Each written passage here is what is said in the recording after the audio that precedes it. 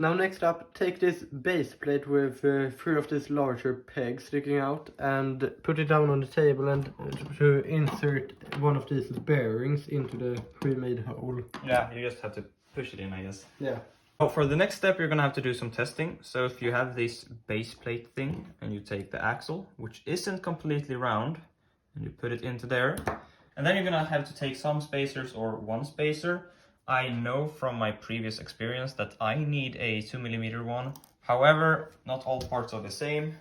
And then you're gonna take a base plate, which you can see isn't completely round as well. And then you line them up with this side facing up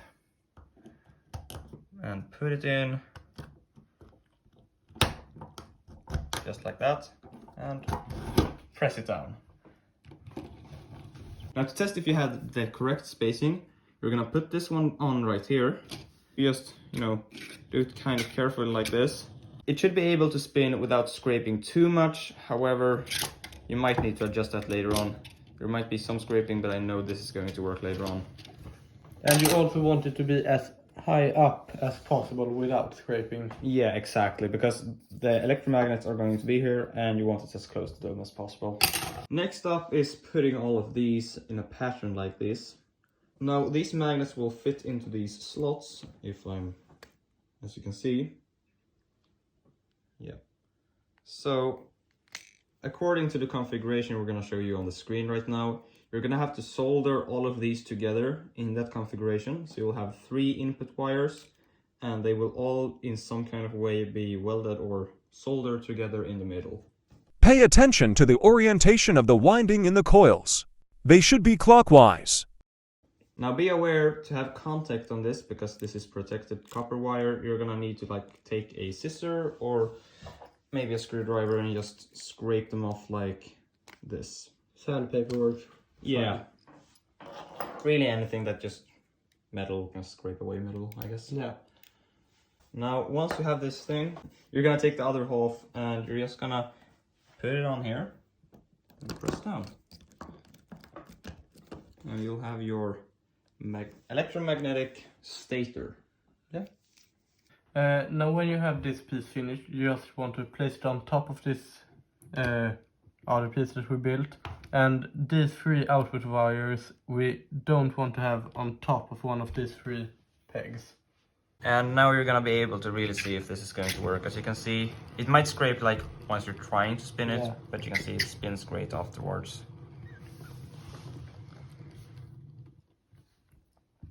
And here comes the guessing game once again. You're gonna take a few spaces and just place them on top of the axle.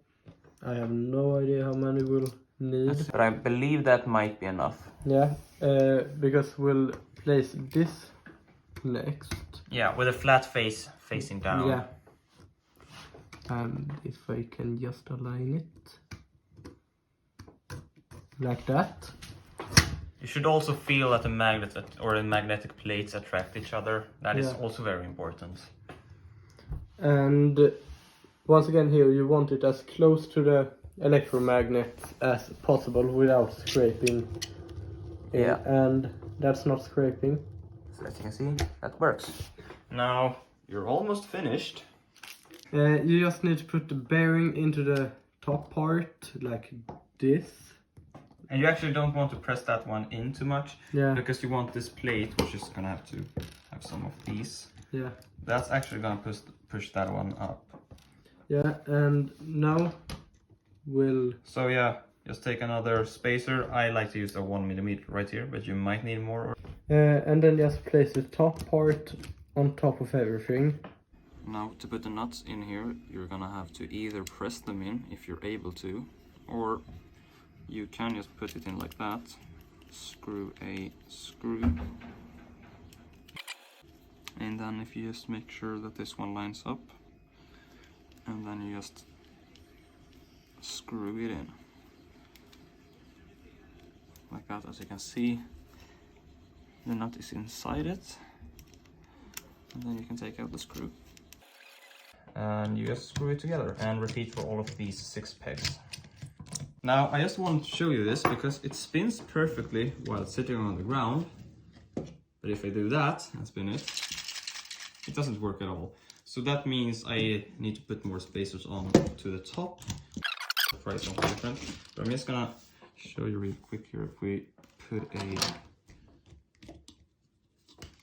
I think you can have 3 millimeters. 2 millimeters instead. Maybe how was this actually right? 3 millimeters. So we added a 2 millimeter. Just to test, you can actually just put 2 of these bolts onto. However, once running this engine, I really want to disclaim this.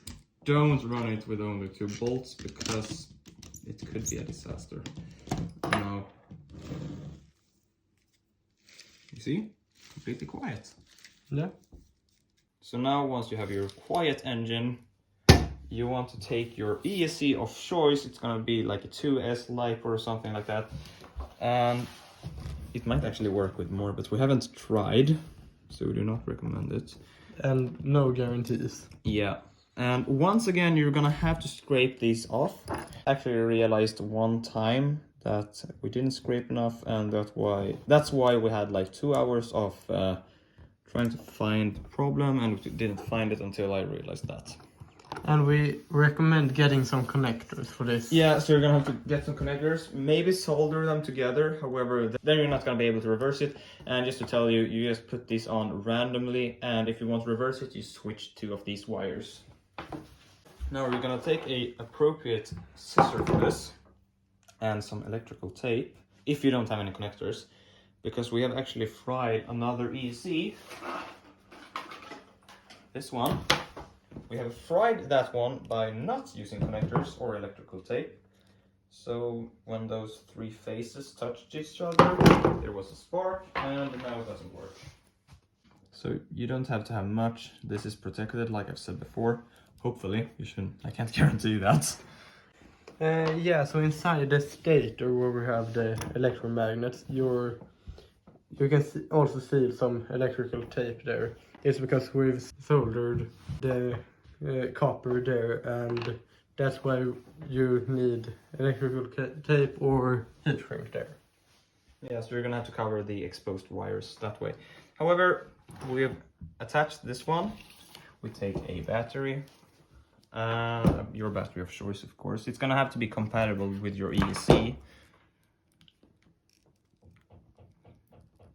Just like that. So, as you can see, it lights, it's armed. The motor is right there. Now we have a feature, you actually have to spin this to get it to start. So once you do this, as you can see, it's not starting, but if I spin it in the correct direction, like that, you can see it starts spinning. It's actually pretty strong. We've tested it with some of these toys that we made that we're going to, release later on. But we tested it with this plate on our old version, and it spun up to 5k RPM, so it goes pretty fast actually. But I'm just gonna show you it with this one to start with.